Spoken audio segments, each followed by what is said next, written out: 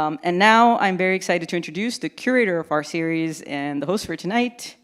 April Pride is a Seattle-based creative entrepreneur and harm reduction advocate with over 2 decades of experience building brands at the intersection of lifestyle, cannabis, psychedelics, and women's health. Her work has been featured in the New York Times, Forbes, Vice, and The Guardian. And April is the founder of Set, the world's first clinician-approved, woman-focused platform for safe, accessible psychedelic integration. April, come on up.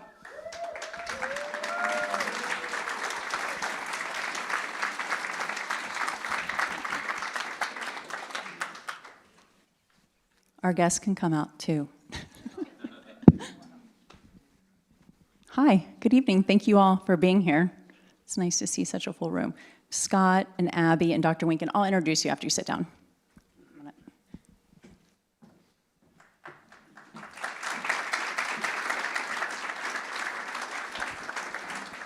This has been such an exciting salon to put together, and fortunately, 2 of our guests have traveled from far and wide from the East Coast to be here, so we're lucky to have them.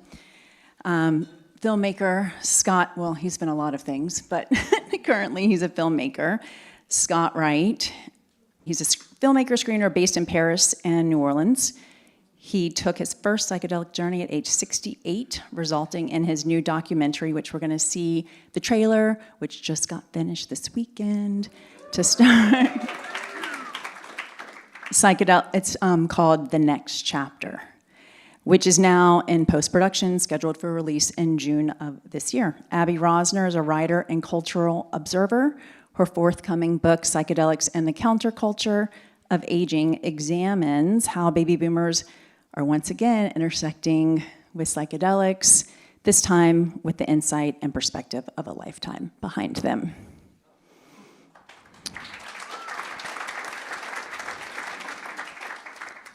Dr. Emily Winkin is a Seattle local. She's a naturopathic physician and integrative mental health specialist, blending psychedelic and entheogenic medicine with mental, reproductive, and generative health. She is a board-certified fellow of the Psychiatric Association of Naturopathic Physicians and holds certifications in perinatal mental health and holistic pelvic care. So, nice warm welcome for our guests, please. So yeah, we are going to start the salon with the trailer for Scott's film, and I think that that will set the stage for this conversation nicely.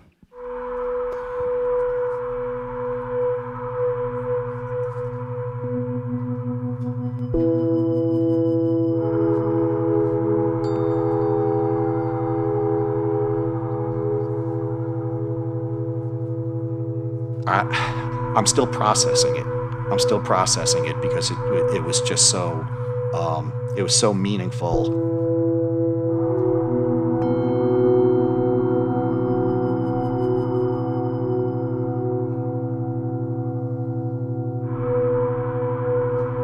I feel like a weight's been taken off. I feel more relaxed. Everybody needs to know about the power and how it will connect us all. It's about healing. It's a pretty intense experience, but it's probably the most profound experience of my lifetime. All the time, I really truly see miracles happen. Yesterday was all the evidence I need from everyone sharing their stories, and my God, it changed people's lives.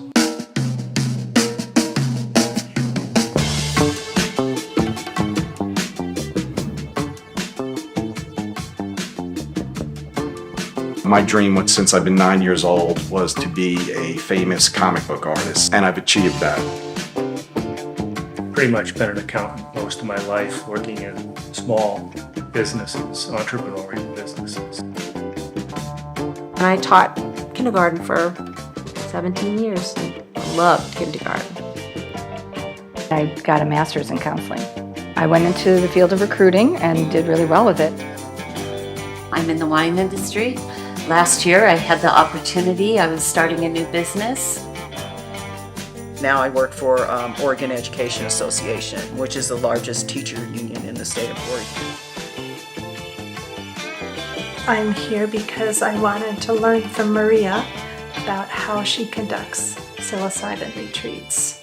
I wanted to learn about other people's processes so that I could provide the best service for my clients. My first experiment with mushrooms was in my 20s. I did it recreationally at a younger age, and I've had some bad trips to the point where I could say it's probably in the top 5 or 10 worst experiences of my life. It was high school, it was acid, freshman year, and it was just bumming around with a couple of friends and listening to a Doors album. Probably about 80, 90%. Well, I've done it back in the day. You know, I was at Woodstock or I was whatever, and we were at a party and we did mushrooms. Now, years later, 40, 50 years later, all the drama's buried in their body. They've been on SSRIs for 20 years. They've gone to the psychologist and talked for 20 years, going around in circles, and nothing ever gets settled. It's like no secret that mushrooms are a major healer for depression, PTSD, and for inspiration to go forward in new ways in your life, a new reset, a detox. They come for therapy now.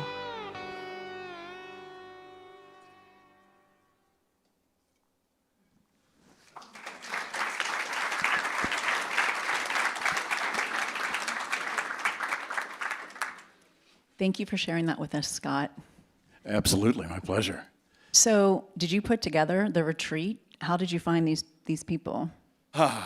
Like you mentioned, I did a journey when I was 68 years old. That was 3 years ago, and it so profoundly, wonderfully changed my life that in the integration sessions afterwards with Maria, the woman in the purple shirt you saw there, she was the facilitator I worked with in Mexico.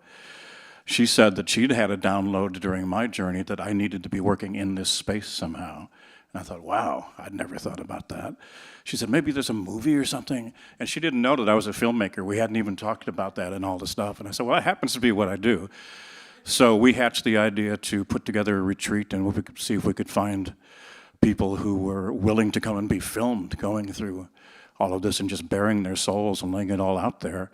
And 8 people from the US, Canada, UK, all came, and we put together this retreat over the course of 4 days in San Miguel and filmed it all, and that became the nucleus of what this film is going to be. Great, thank you. When we were talking in the green room beforehand, Abby said, why aren't there more retreats that are focused on elders, essentially? And because there's real potential there. And that's she said, well, Scott's retreat was focused on that population. So were people coming in, what were the intentions? Were they similar because they were all at a similar place in their life? Did you all discuss that before you arrived? You know, it just happened organically. Maria's clientele, all the people on her mailing list and people who had worked with her before or had expressed interest in working with her, were naturally all 55, 60 plus. These were the people who were seeking this medicine out, seeking this therapy out. So we didn't put out a thing saying we want people, 55 plus. That's just who came. I see. There is an opportunity there, though. And bad trips, this is something we're not supposed to say. We're supposed to say challenging experiences. So that is for sure what I hear a lot. No, I've done that. That didn't end well for me. I don't want to go back. First, I heard that first working in cannabis. And then here in psychedelics, it's the same thing. So Abby, you and I had a conversation about that. And you said something that was super, what did you tell me about the preparation of older adults and how that really contributes to there not being as many bad trips? Well, I don't remember exactly what I said, but I know that when I talk to a lot of older people about their interest in psychedelics and the topic of bad trips always comes up, I'm really happy to assure them that just like they've grown and matured and gained all this experience and knowledge and wisdom over the course of the many years since their bad trip. The psychedelic field has also grown and matured, and we now have, through hundreds of clinical trials, a really tried and true methodology for how to work with these very powerful, what I call sacred medicines, so that if you pay attention to the issues of set and setting, to have a conducive and safe mindset and safe setting, which also involves working with a facilitator to prepare and to be accompanied through the journey and then to integrate the experiences at the end, the chances are that there's going to be a bad trip are pretty minimized. And so that's really what I feel like is one of the more important pieces of information that older adults can understand, that really that concern is based on a past experience where we just kind of were maybe reckless, kind of just let's just drop acid and go to a concert, whatever. And I think as older adults, when we come to these experiences, we're much more intentional. So we really approach it by, first doing our due diligence and understanding and learning about, maybe we have health issues that we need to be concerned about, but certainly preparing properly so that we're able to really reap the benefits of what these very, very unique experiences offer. Yeah, the wisdom of having lived many years and done a lot of things not correctly. The three of you said, I guess I will be that person. I'm not going to speak for you all. So the one thing that came up between all of this conversation, people are most concerned about contraindications and health history if they choose to engage with psychedelic medicine. And so it's really, we're lucky to have Dr. Winken here because she has experience. You are certified in Oregon under their psilocybin program. I've been trained. I'm not technically certified yet. I still have to sit for the exam, but I've been trained. Oh, okay. Well, you also are a doctor, so I think that kind of passes. And so what are you seeing in your clinic? I saw you shaking your head during the trailer about people wanting to come off their SSRIs, having tried therapy. So people are coming to you, and are they fearful of a bad trip? Are they fearful of the medication that they're on? What's coming up? Well, for some context, I'll share that by the time people find me, and this is probably similar for other naturopathic physicians, they are typically having had tried pretty much all the standard of care, first line, second line, lots of more experimental things as well. And so they come to me most often pretty open-minded about what my ideas are, what my recommendations might be, but the discussion about trip expectations is really important, that material may arise that we can't predict, that we can't necessarily control, but that I'm there to keep them, as psychologically and medically safe as I possibly can. And so that's part of the preparation, is preparing that mindset that this can be a well-contained, transformative experience if they can come into it being open to that. But yeah, typically the folks that I see for integrative mental health have tried numerous medications, SSRIs and SNRIs, and then, moving down the list. And some folks are still on those medications, and so then the discussion becomes more personalized about how do we reduce your risk and optimize your benefit individually given your health history, what is going on for your cardiovascular system and your liver and your kidneys. So we take a good look at all of that to make the best informed decision that we can going forward about dose, about the trip in general, and then what we need to make sure that we're managing from more of a medical standpoint before and after as well.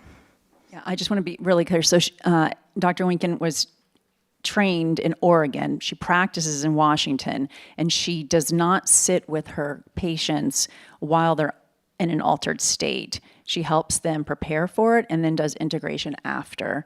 And being able to talk openly with them falls under harm reduction. That's right. Although ketamine-assisted psychotherapy is kind of where more of the sitting with can occur. Yeah. And we hear a lot about psilocybin because it's so much gentler on the system, on the body, but ketamine is legal. So when would someone opt for ketamine versus psilocybin? That's a great question. I'm not sure if others also have opinions on this, but I get that question quite a bit from people who do have access to both. And sometimes it's a conversation about, of course, the legal avenues. So if they really want to use psilocybin, I refer them down to Oregon for facilitation. And part of that decision is that they're very different molecules and substances. Ketamine is a synthetic substance, and the way that Oregon practices right now is using whole mushroom, so it contains psilocybin as well as everything else, all the other compounds that are in that mushroom. And they have different durations. What I do share with folks is that ketamine has been used as an anesthetic agent since the 1970s, so we just have a lot of literature and comfort with it in the medical community. We know a lot about its safety profile in combination with other medications and for all age groups. So that sometimes affects people's decision. Right, yeah. If people want to go the legal route and they don't want to leave Washington State, ketamine is the option. Yeah, right. So meaning making, that is a big topic for Abby, and why. In your book, you interview 36 individuals and about their experience with all types of psychedelics? All types. Yeah. And later in life, it's about like, what have I done? Why did I do it? Who am I? So meaning making, talk to us a little bit about that. Well, I've been giving this a lot of thought lately about it seems like there's an organic transition as we enter in our 60s and our 70s, where we're moving from being concerned about our careers and all the achievements to really kind of doing a more of a deeper dive to think about the themes in our lives where we found meaning, and also have we lived our authentic lives, and asking these questions. Certain people are finding their way to psychedelics to have that kind of expansive experience, to find answers. And what happens in many cases is that when you create this open space and you have experiences with these medicines, things come up that are things that we might have repressed for most of our lives, having to do with the responsibilities of raising a family or having our career. We haven't been able to give expression to certain desires and parts of ourselves. And so in older life, we find that we really want to be able to give expression to those things. And I think that in my interviews with all these people, there were as many motivations as there are people. So everyone had their own individual take on this, but there were themes that arose, and I think that a lot of people felt that they wanted to do healing, to heal the issues that they'd been carrying around with for decades, for most of their lives. And they were like, if not now, when? I really wanted to finally have peace in my older years. So these are some of the things that arose as I interviewed these various individuals. Scott, at age 68, what was your motivation? Why did you say yes to this? Like probably everybody up here and most of you out in the room, I read the Michael Pollan book and said, okay, I got to check this out. That was my motivation. I knew there was something there interesting to explore, and I knew I wasn't living my best and fullest life, and I'd been repressing a lot of stuff. I wouldn't be able to be sitting here in front of you if I hadn't gone through what I'd gone through. I was unbelievably shy, introverted, less than. outwardly successful, had all these glamorous careers and stuff, but I was pretty dead inside. So I was willing to finally, okay, open myself up. Let's crack this open and see what's going on in there. That was my motivation. We called the retreat the next chapter. Maria came up with that because it was all people looking for what's next. These were all people going into the final third of their lives. And interestingly enough, the 8 main people that were there at the retreat, 4 of them are now working in the psychedelic space as a result of this experience, and the other 4 quit their jobs and have gone on to something else artistic or something that they've been dreaming of and were spurred on to make that move. Don't let that scare you. Doesn't mean you're going to change your whole life, but you might. I usually tell the clients that I work with, don't make any major decisions for the first week. Just kind of let it sink in a little, and then we can see. I thought it was 3 months. So it's been 3 years, Scott, since that experience. And integration. Who would like to explain what integration is on the panel? Ooh. I'll try. Yeah, okay. It's processing this fire hose of stuff that's impossible to articulate in the language that we're forced to try and explain things, and sift through that and figure out how this all fits and how all the puzzle pieces fit together within you from what you learned and what you were exposed to during your journey. No 2 journeys are the same. Everybody gets the journey they need at that time. And you need time and you need help from an experienced facilitator or therapist to help you sort through that and integrate that. And how do you take what you've learned, what you've seen, and move forward in your life from there? That's the baseline, what I think integration is. A lot of times people will say that your work with psychedelics actually begins after the journey. And I have a Substack, and I created Set so that people have more access to integration support, and it's more accessible from a financial standpoint too. I like to say that you go to your facilitator or your therapist, that's your PT, and we make sure you do your exercises in between. So yeah, this week's Substack, I've been working in this space for 5 years, so I've been intentionally using psychedelics for 5 years, and I'll be 50 next month. And it's a year for every decade, I feel like, is what the integration has been like to kind of unwind stuff. So this is not, okay, I had the experience, I'm gonna meet with my therapist, and then I'm gonna be integrated. It's not like that. How are you going to start to make changes in small ways that then lead, it's like the butterfly effect in your life. Okay, great. Well, then what happens once you change? I talk to so many people, like, I don't hang out with the same people. I don't connect with them in the same way. I'm starting over again. I didn't expect that to happen. So integration can be fraught. Well, I've talked to facilitators that work with older adults, and one of the questions they use when they're screening them is, do you have a support system when you come home after you've had this experience? Do you have people that you can talk to? Sometimes people will go home and their spouse or their family or just think, what are you, crazy? What have you just done? So you really need to have someone that can understand and help you as you integrate, as you process this experience. And one of the more exciting and more promising things, I think, for older adults is what are called integration circles. And this is where people come together and they talk about their experiences. And for older adults particularly, it's a beautiful, organic way to create community.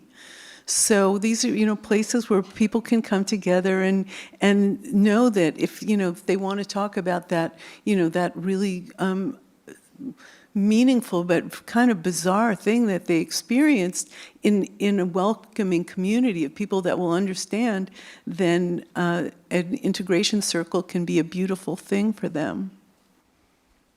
Dr. Winken, you host an integration circle for older adults. Can you tell us a little bit about what that looks like? It's virtual?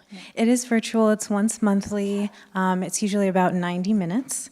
And what we emphasize is the community building, coming together, the act of being witnessed and being heard as an important feature. And then there's usually like a little prompt I have, or kind of a way of organizing maybe some of what we're thinking about together. But what I'd like to share is the diversity of ways that people do find to integrate meaningful experiences in their life, honestly, psychedelic or otherwise. So they'll share art or writing, photography, taking a walk in a more mindful way, noticing what they notice, sharing things outwardly, or exploring a new kind of internal way of knowing themselves more deeply and gaining some self-understanding. There's tons of different ways that people describe noticing that something has shifted and kind of leaning into it. So I think that's a really important feature of integration, and it can pop up anytime. Sometimes people sit down and like, I'm going to integrate it now, kind of like you were talking about, but the majority of the time people share that it kind of lands upon them and they have a new perspective and they realize, oh, this is about the journey that I took 3 months ago or 2 years ago or, I don't know, 40 years ago. Do you see that, because your integration group is for older adults, is there a theme of what the meaning that they're trying to make or what they're looking for in the next decade or two of their life? I think that the majority of older adults I work with are wondering about how can I transmute some of what I've been carrying around for a long time, maybe recognize it a little bit more clearly because I haven't had the time or the opportunity to do that, and realize, okay, I actually want that I want to shed that, or I want to move it around somewhere so it's not as front and center in my life. And they're opening up towards how can I, like you said, show up in my more authentic self? What can I do to be a little bit more me? And a lot of people are wondering, at least what they share with me, what does that look like for my activity and community and giving back, and kind of resisting the isolation. So what can I do to connect and make sure that connection is a really primary part of my life now? That's so interesting. Yeah. I connect with that. That's really interesting. Yeah. So I had asked a question when we were preparing. What's a question that you get from older adults that you don't necessarily get from younger adults? And I love Dr. Winkin's answer. She was very diplomatic. Do you remember what you said? Roughly, yeah. Okay. I said, I think it was easier for me to describe by comparison. So I said, well, the younger adults that I work with sometimes are wondering, what about me can I fix, or something like that. They're very focused on usually a problem that they have, and kind of like finding a solution to that, which is not wrong. I'm not wanting to convey that that's, no, you said it was age appropriate. Age appropriate, yeah, for their You said developmentally appropriate. Probably, yeah. In my most diplomatic voice, I hope. And so that's what helps to cast kind of an acknowledgement of the difference of working with folks who just have more life experience and are thinking about different things, and coming towards a big experience with different questions. Yeah, what I took from it was younger people are, my job, me, and older folks are like, okay, how am I giving back? What's my role been in my community? What's my legacy here with others that I care about? Yeah. Do you have something to add? Well, I was going to just add to that too. I think that that's a nice idea about wanting to giving the idea of giving back to the community. But I think I'm looking at my generation of baby boomers, and I think that as we're entering older life now, we are encountering a society that really doesn't make space for the experience of aging. We're basically told, don't get old, stay young, anti-aging, and so we're the generation that revolutionized youth. So we're really very comfortable in our youthfulness, but we're experiencing this dissonance because, for all our youthful attributes, we're getting old, and our bodies are getting old. And I think of there's in Buddhism they talk about the three messengers: aging, illness, and death. It's for everybody. And the idea that we're going to, somehow bypass that doesn't really hold water. And so we're struggling with this, how do we make sense of this aging process? And I think that as people look to psychedelics or to expanded states, they find that the questions, I call it the psycho-spiritual challenges of embracing your elderhood, can really be supported with intentional psychedelic work. These experiences invite us to go in deeply, to work on our issues of our own biographies, our own stories in life, but also our existence as life writ large. And so I find that people are actually pretty broadly, mostly in the underground, gravitating to these kind of experiences. And as I interviewed these 36 older adults, they were telling me over and over again that because of these experiences, they were finding that their older life was actually the most wonderful, happy, joyous meaningful time of their lives. And I thought, what a powerful and positive message to bring to, my fellow older adults, that actually, the story that we've been fed, that, older age is a time of decline and of irrelevance and all that, it's bullshit. And that actually, this is a really fabulous and amazing time.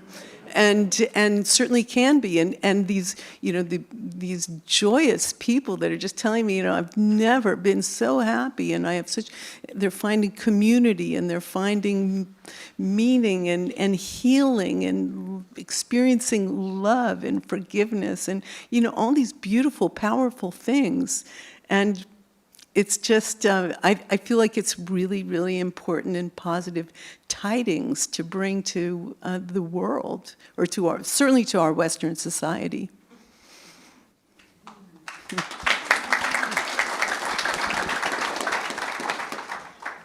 What about intergenerational journeys? I really think my family could use it. Do you work with parents? Have you seen that in your work too, Abby? I've been to ceremonies, group experiences that are multi-generational, and it's kind of interesting because the older adults tend to take on the role of the archetypal grandmother. I find I'm kind of like a grandmother. So there'll be younger women there, and they'll be crying, and all their grief is coming up, and they come to, and they'll come to me, and maybe a woman will put her head down on my my lap, and I'm so honored to be to fill that place. It's like we talked about giving back. It's my way to give the love and the wisdom and the care that I have from being a mother and being a grandmother. And so I think there's beautiful opportunities in these intergenerational experiences. Scott, was there anyone in the film that had worked with their family? No, there's a married couple in the film, which is interesting. Yeah. They journeyed in ceremony together. Yeah. With the rest of you. With the rest of the group, yeah. What was that dynamic like? Had they journeyed together before? No, they had.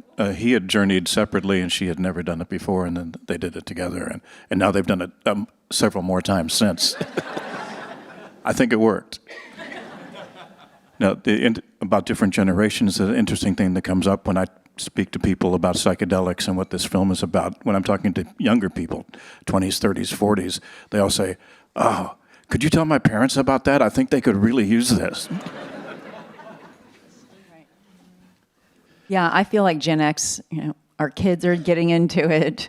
Our parents should do it. We're doing it. Yeah, it's an interesting age to be midlife. So we have, I want to open up to questions because we have quite a few people that are live streaming, and we have a mic here. So if you have questions, you can come up to the mic. I'm going to start though with a question from the iPad. I can figure it out.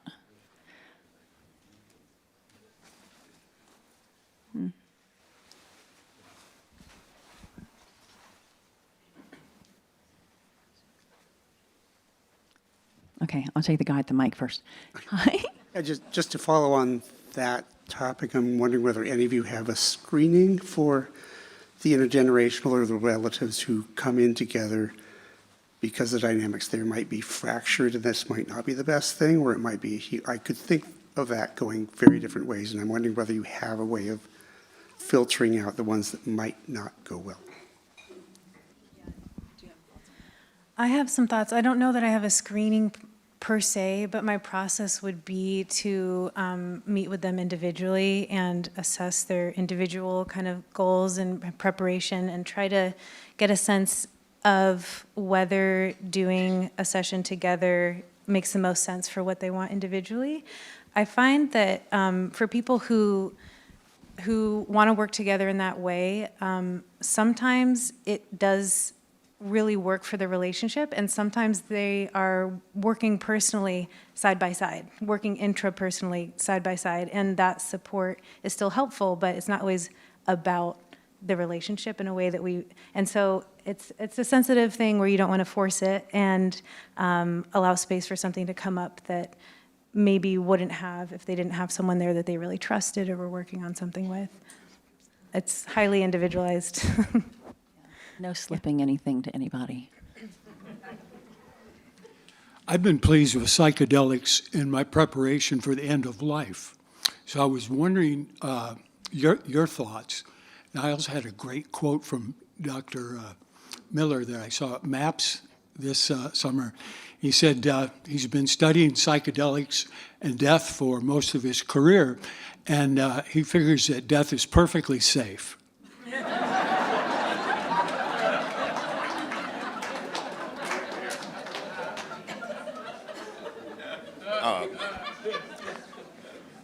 First, I want to thank everyone for being here and sharing all the wonderful information tonight.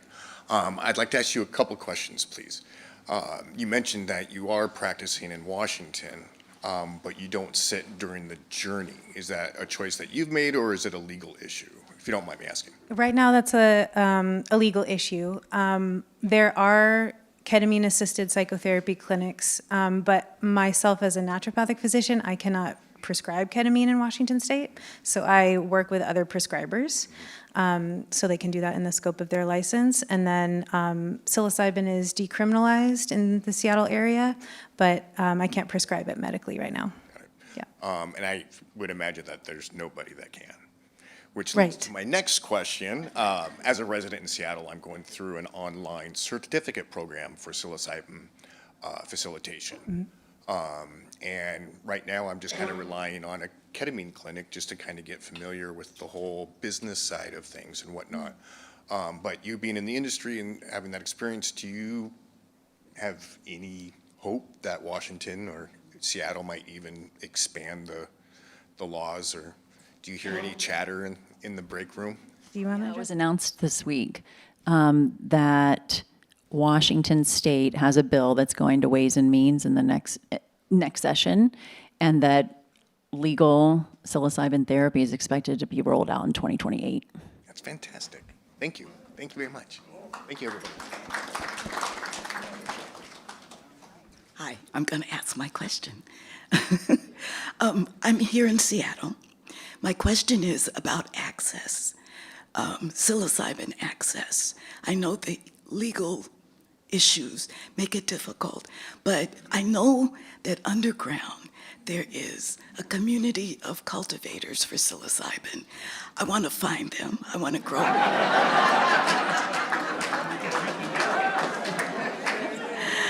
We know you're here. And I want to learn how to grow my own.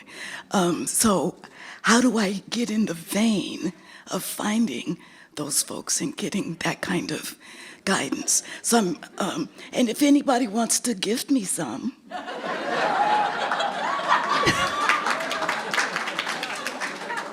That did happen in October. But no, seriously. I do want to learn how to grow myself, so.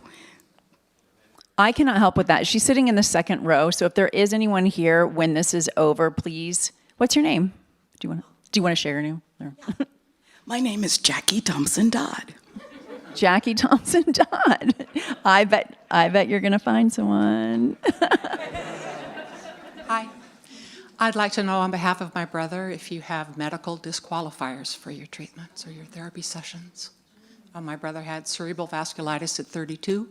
He's 65 and disabled and would like a mental reset, I'm sure. Great question. I do, and it's from a long list of things that could make the session itself a little bit higher risk. So the cardiovascular aspect is probably the most serious. But we would want to also look at his health overall and whether any events have occurred since the onset of the vasculitis, if it's affecting any of his other organs. Sometimes the question is really about dosing, and maybe starting with a higher dose isn't appropriate, but there might still be a lower dose option where he could get some really important benefit, and that would allow us to assess if he tolerates, the medicine.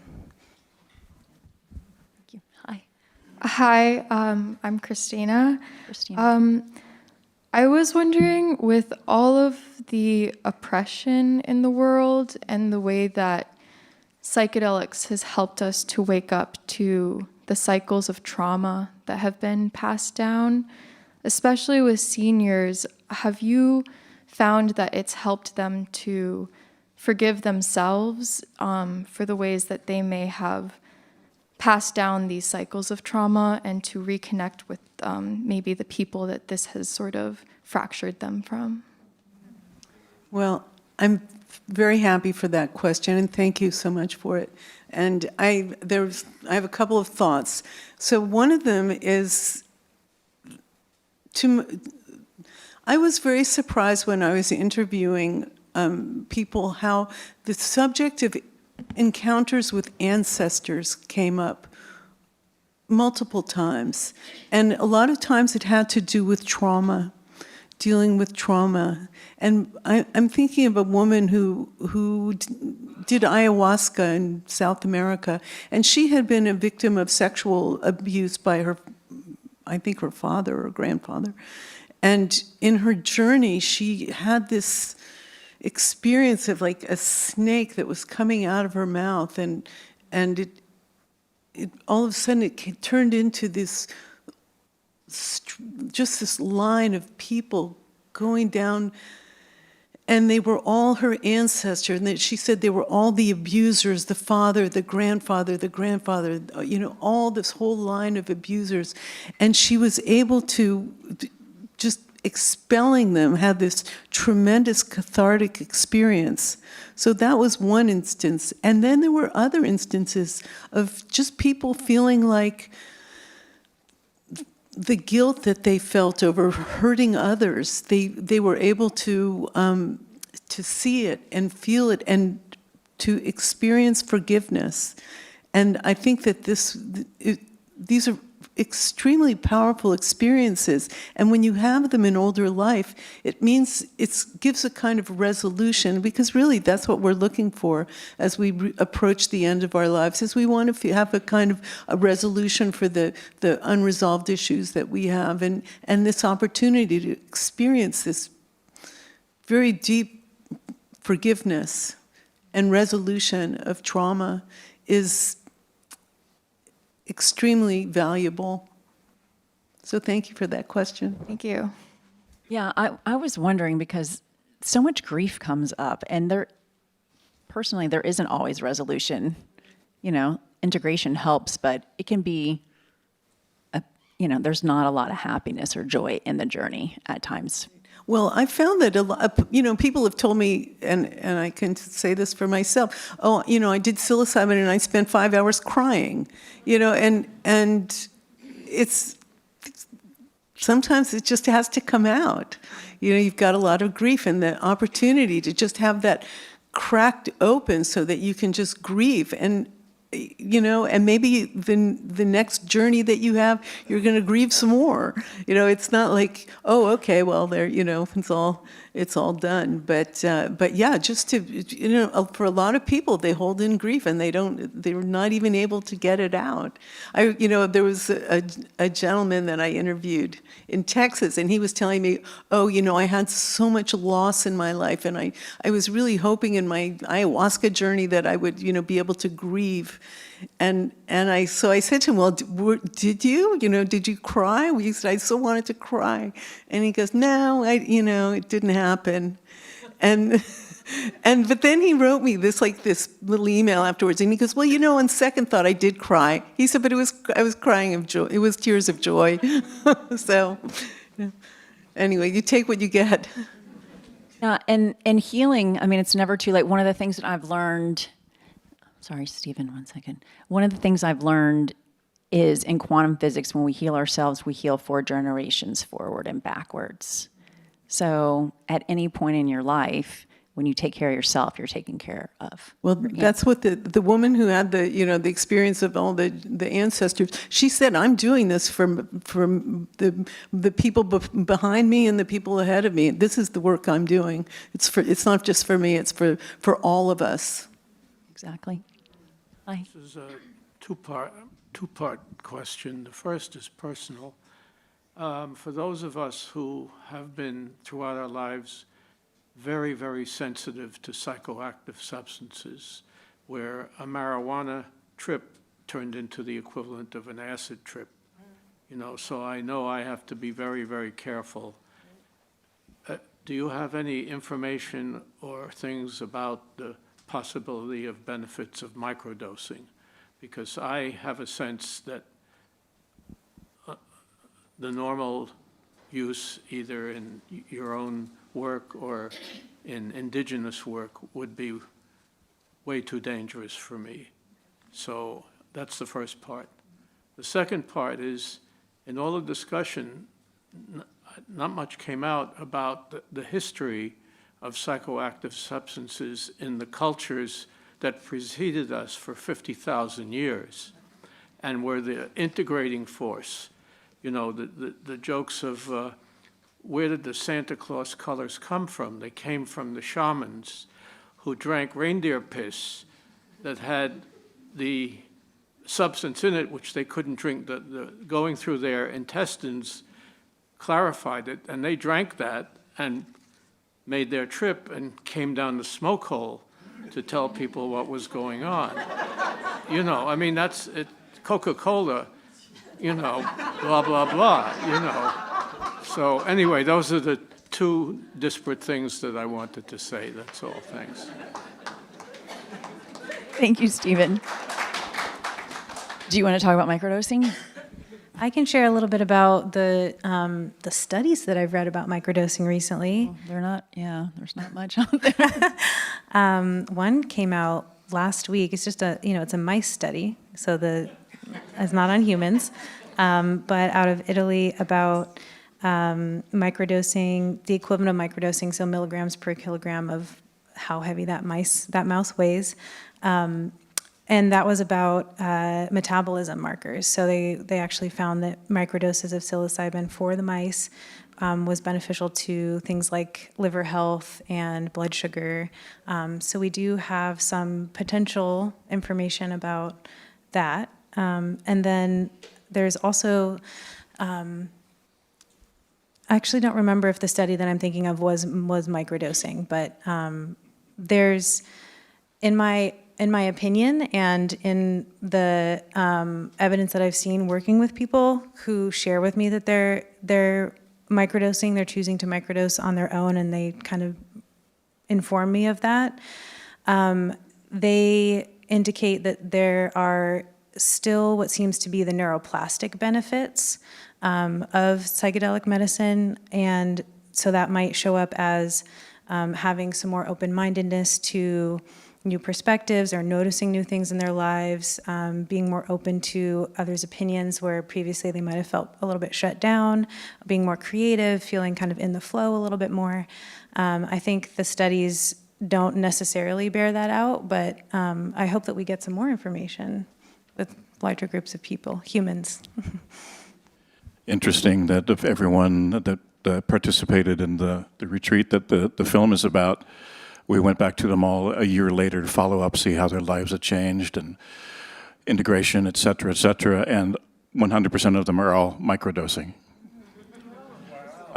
And you probably saw this a big national survey that came out, I think, just last week. The 10 million Americans are currently microdosing, and 29 million Americans tried a psychedelic substance last year, and that's self-reported, so it could even be more than that. But yeah, the microdosing thing is very interesting. I may or may not be microdosing myself right now.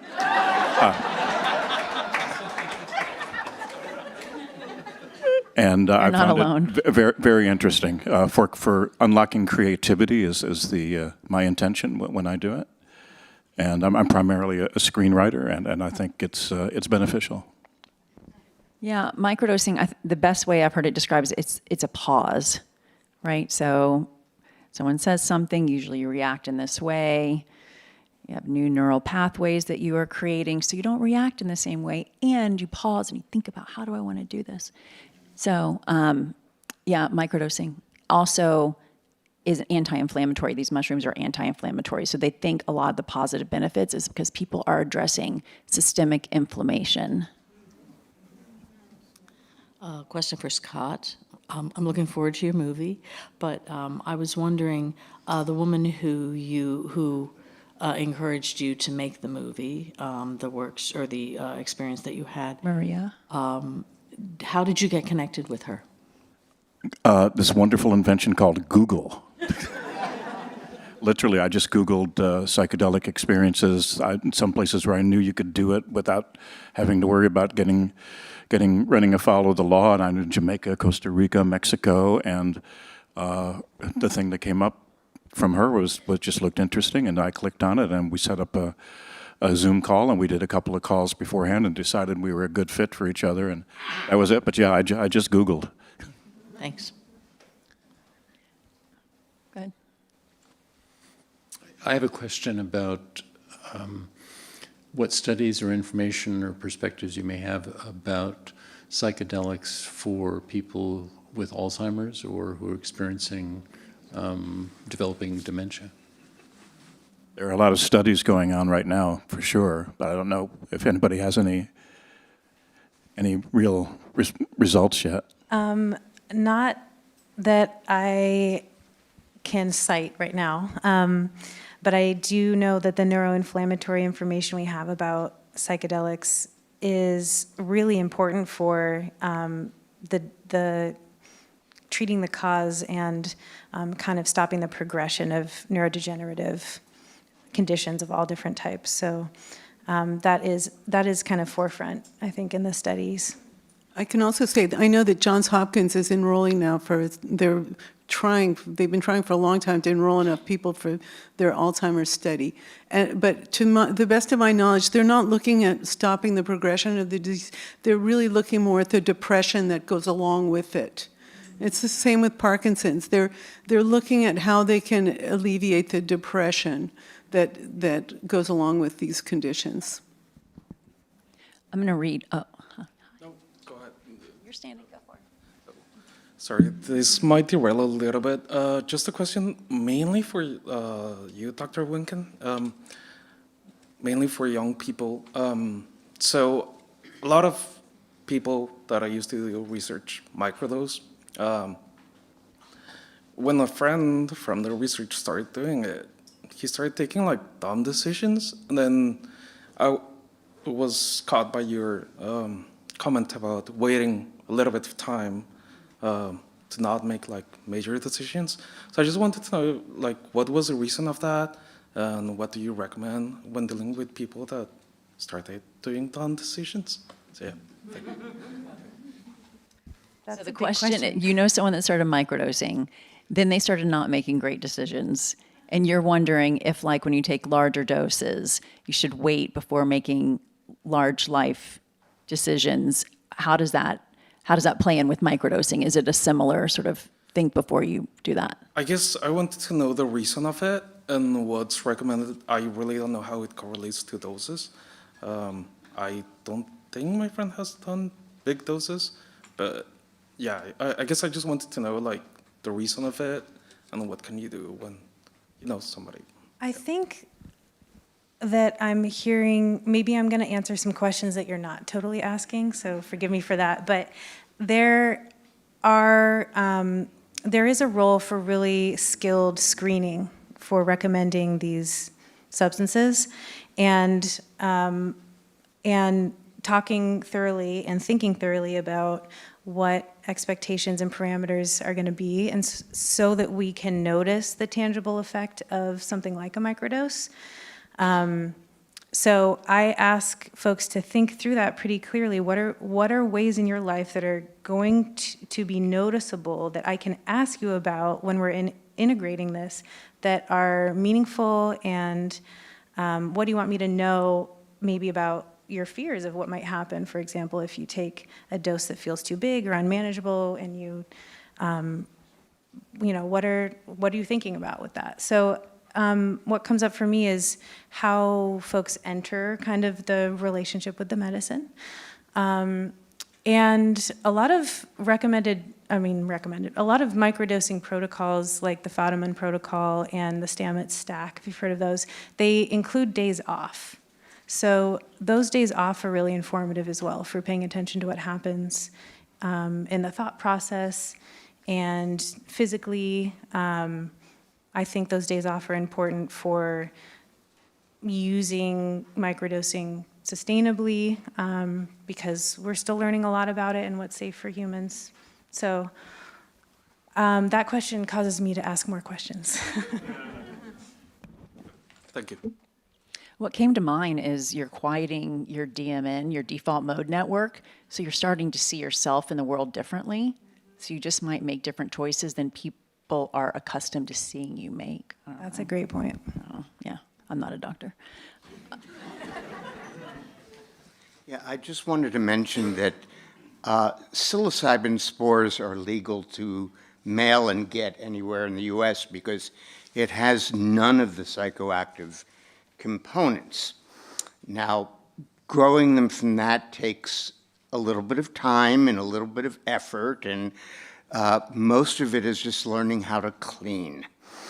And, you know, if you just remember doing Petri dishes in high school biology, that's part of it, and just keeping a sterile environment. But going back to microdosing, each species and each varietal of psilocybin has different amounts of the psychoactive components. Like cannabis. Pardon? Like cannabis strains. Right. So, and you can find these pretty much where they've done testing and they will tell you how much is in there. But do you adjust the microdose per species, and do you know what you're getting? Because sometimes that's, you know, people will tell you, oh, it's this, and it turns out to be something different. Yeah, I mean, it depends on where you're buying it from, right? So it's good to know your source.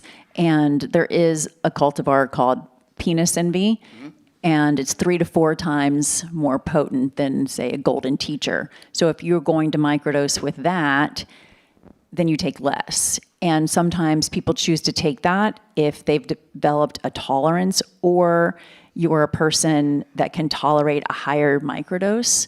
So I take a 0.15 gram, but I have a friend that takes a 0.4, right? So he might choose to take penis envy rather than a lower potency cultivar, so he's just taking a little bit less. The golden teacher is easier to grow, too. Oh, good to know. Yeah, yeah. I would like to start asking some of these questions. I think about the many health challenges that come with aging, such as FIB, PACs, valve stenosis, prolapse. Do these disqualify from using psychedelics? Oh. It depends on severity. They're asking about heart rhythms, and I have had some clients where I actually send them to a cardiologist and I say, we need some more information here before I, would recommend you pursue XYZ or, as part of a harm reduction protocol. So we try to use the resources we have in the medical community to answer that question individually. So I don't know what substance this question asker has in mind, but the other questions I would want answers to are, how's the blood pressure looking? Is there any clot history that, are they being monitored and managed for any atrial fibrillation? So those are things that we need to know. Okay. I'll just add that it's really important for anybody who's going to be using psychedelic medicine to do their due diligence and to check their, if there's any contraindications with their medical history and their medications that they're taking.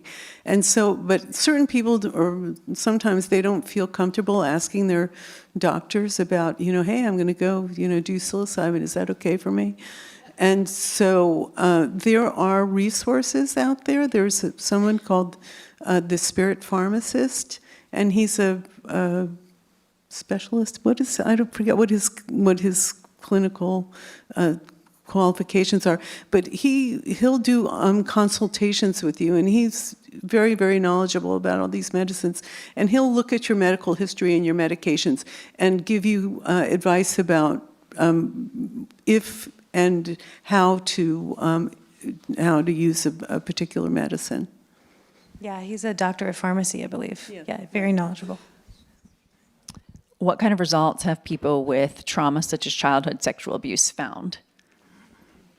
We have a great example in the film, a woman who was sexually abused by a family member for most of her childhood and went through decades of suicidal depression to the point where she was really close to pulling the plug. And she is now, in her words, just been set free. She was able to move past all of that and let it go. It's just the most unbelievable transformation. Every time I look at that footage and think about this woman and just how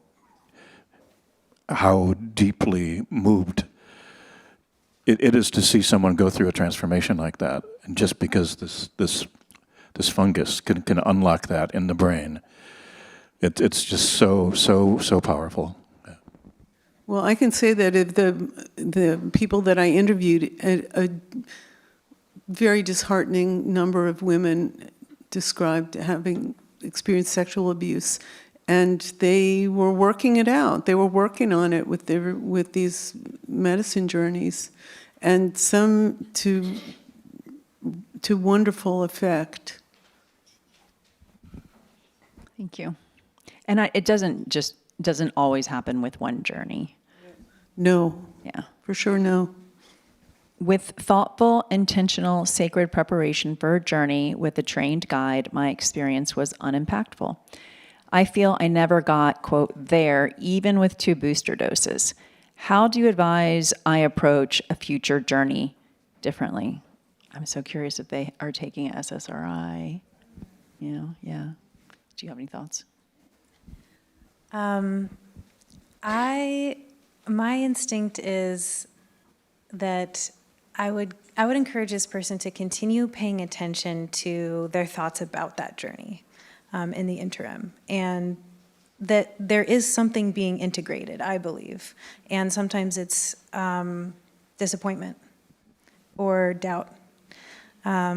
So I think there's still an opportunity to look deeply. Maybe that there's always an opportunity to invite the self-inquiry, even if it doesn't feel like the insight kind of like popped in when you were looking for it.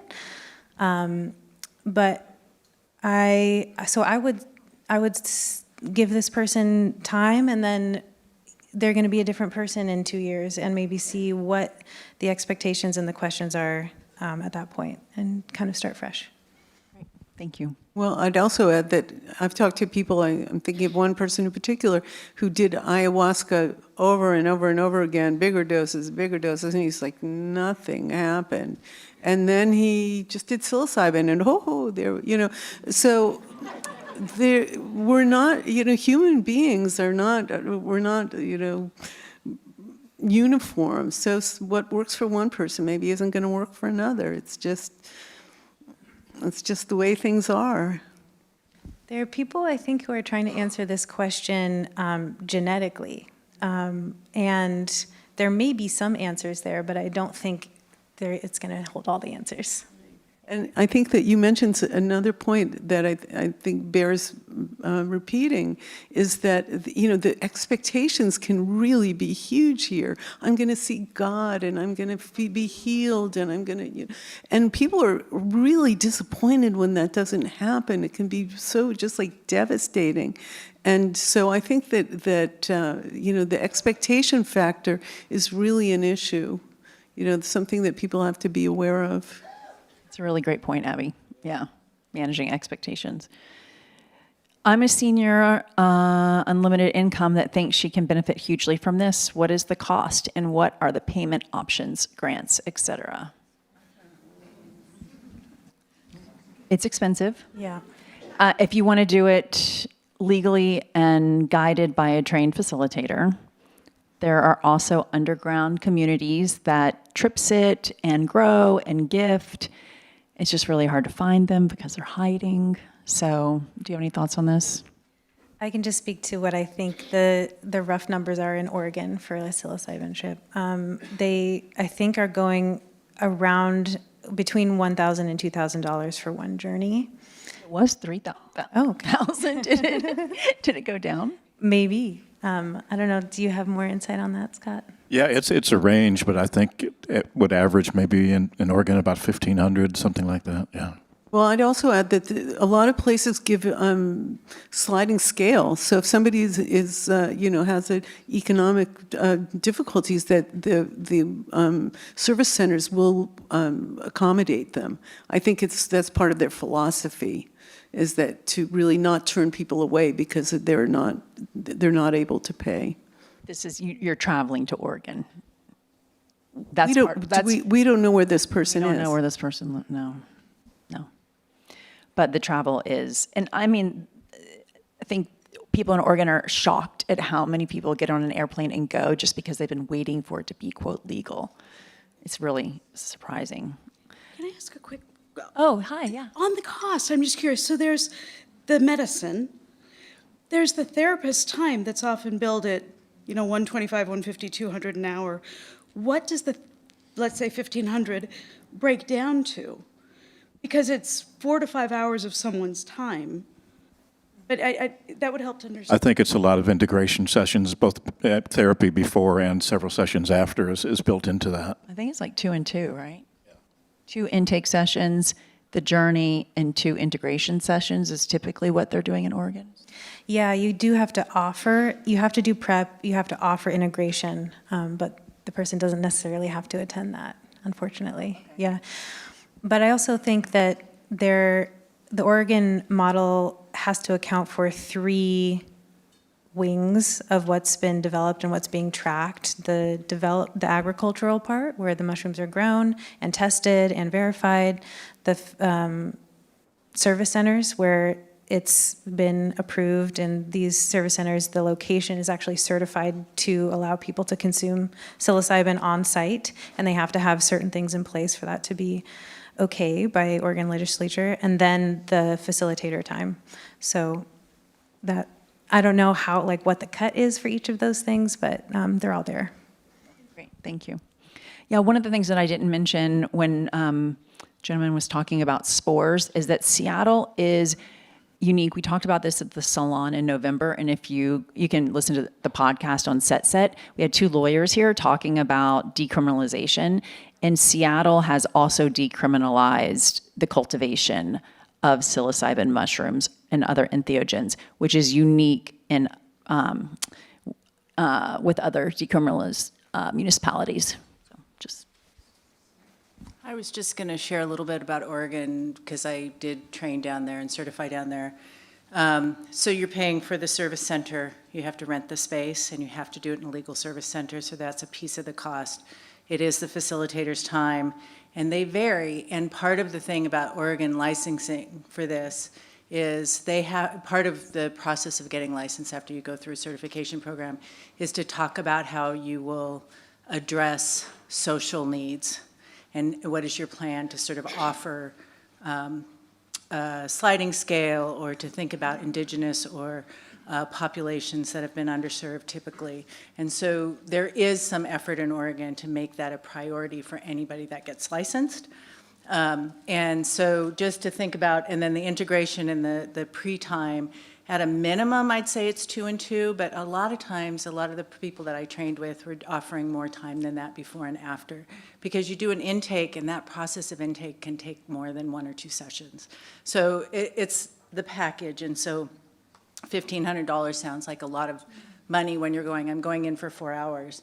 And if you've traveled there, there's that extra cost, but it really is more comprehensive than just the 4 or 5 hours you're sitting there. And if you do a fairly large dose, because it is measured in Oregon and compared to doing underground, you're getting a full 4 grams or a full 3 grams or 5 grams or whatever you're doing.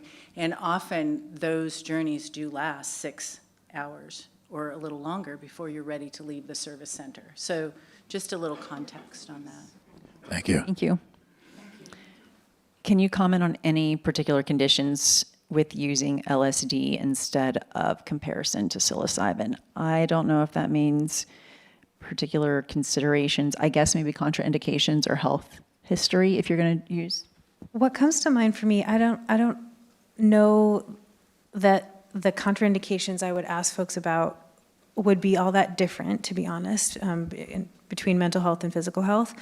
But what I do know is that the studies of MM120, the LSD kind of analog, is looking really exciting to me as a clinician for generalized anxiety disorder. There are significant changes that I think it's MindMed is the company, and they are reporting pretty significant drops in the validated questionnaires about anxiety symptoms. And treatment-resistant anxiety hasn't yet had its moment, I think, compared to treatment-resistant depression, but it is really common in the folks that I see, and it's hard to treat, and it requires, in a lot of my experience, lots of different tools, not just one that kind of flips a switch, but kind of consistent everyday management between lots of integrative strategies. So that's what I know about LSD, and that's what I'm tracking. Okay. Great, thank you. I was just going to add about, in the context of older adults, an LSD journey can last maybe 10 or 11 hours, 9, 10, 11 hours. Psilocybin is maybe 5 or 6. So for older bodies, older minds, maybe it's just an easier way to go with psilocybin than with LSD. The downregulation is easier with psilocybin. Do you have something to say? One thing we haven't mentioned about contraindications, we've talked about the medical stuff, but there are mental health aspects that are really important to address too. I mean, I'm not a doctor, but I've been told by all the experts that I've interviewed for this project, if there's a diagnosis of schizophrenia, that's an absolute no-go. And if you have a first-degree relative that's been diagnosed bipolar, that also is a real serious contraindication that you probably shouldn't be going there. Yeah, psychosis, bipolar, schizophrenia, if you or a family member have been diagnosed, yeah, exactly. And if you don't know your family history or you haven't had a diagnosis and it's later in life, it's possible you could have a psychotic episode, not only with psychedelics, also with cannabis. Okay, sorry, there are so many questions on this iPad. I'm just trying to see which ones we should. Okay. While you read, I just have a comment about bipolar disorder. I have seen people do okay just to, I guess, complicate what's been shared so far a little bit, who are diagnosed with bipolar disorder, but they've been stable for a while, if they're using a substance and in a condition where we do not need to change their medications, it's possible that it works, but it's really important to get individualized care and that your guide or facilitators on the same page with you about what to look for and coming up with contingency plans. Thank you. We alluded to this, but we didn't spend a lot of time talking about SSRIs, SNRIs, the impact if you are going to choose to take psychedelic medicine. Can you speak to that? Sure. There have been studies that I've seen that suggest both they blunt the experience and therefore the impact. Some people believe that. Oh, sure. SSRI is a selective serotonin reuptake inhibitor. So they're considered first line for things like depression, PTSD, anxiety. These are things like fluoxetine or Prozac, Zoloft or sertraline, if you've heard some of those names. Those are SSRIs. They've been FDA approved for things like anxiety and depression and used for a long time in psychiatry. And they do a lot of things. We're learning that they actually might be doing a lot more things in the body than just blocking the reuptake of serotonin, which would keep serotonin around a little bit more, and therefore, we think, improve folks' mood.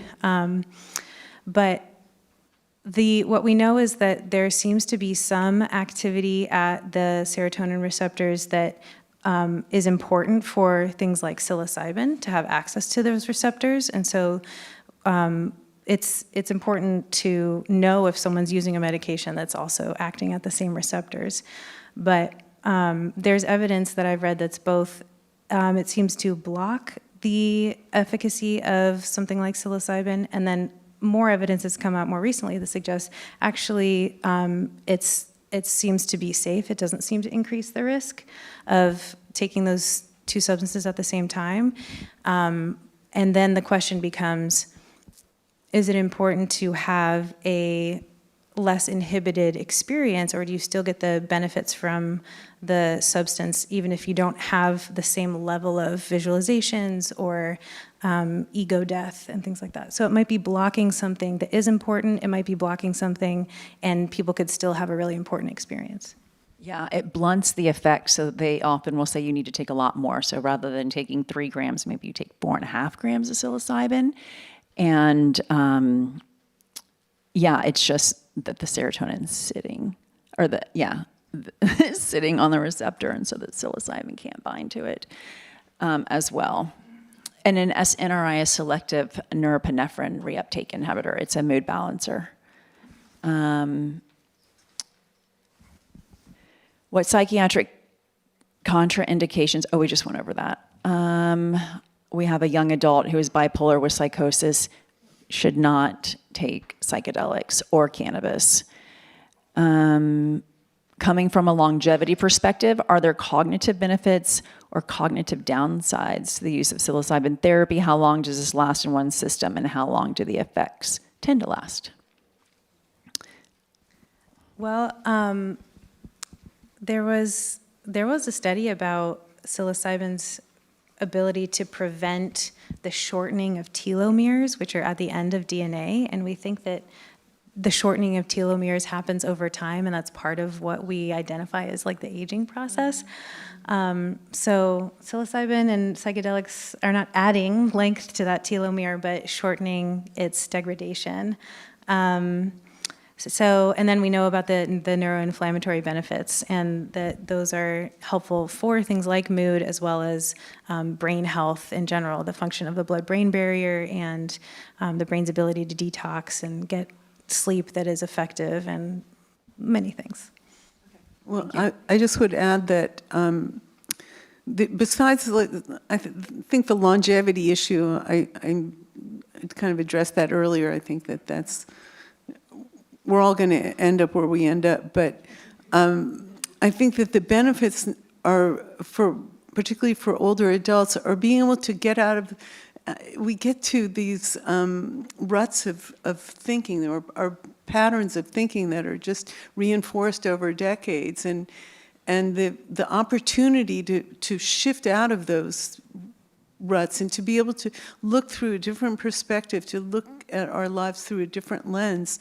I think that that's really where the benefit lies. You just have a freshness of perspective about yourself, about your place in the world.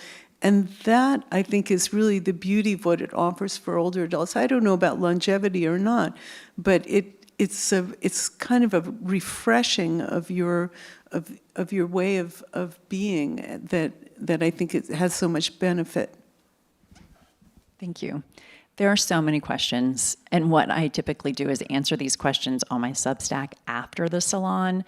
So aprilpride.substack.com if you want to check out. If you're listening and you want your question answered, that's where we're going to have to do this because we're at time. But one question is, how do we find the film? What's the name of it? Where do we see it? The film is called The Next Chapter.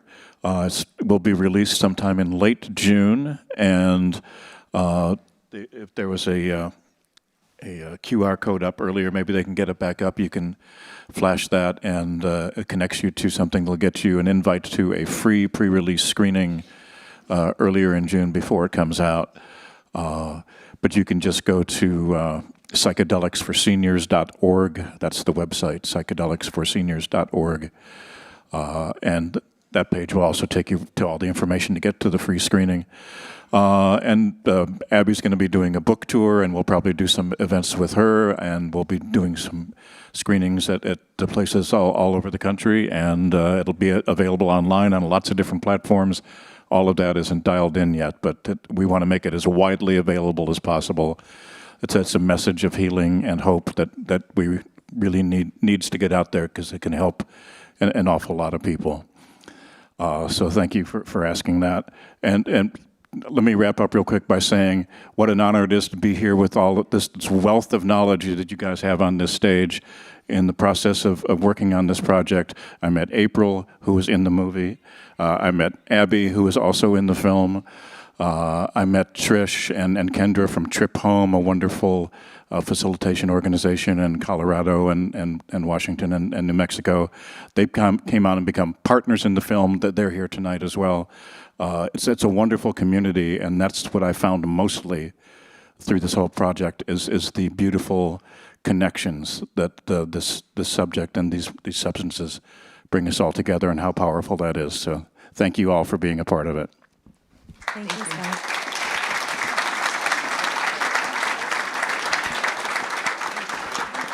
Yes, thank you all for coming tonight. Our next salon is on March 5th with Dr. Nathan Sackett from the UW Center for Novel Therapeutics on psychedelics for substance use, and I hope you all can make it. You can ask questions at the stage if you'd like to. Thank you.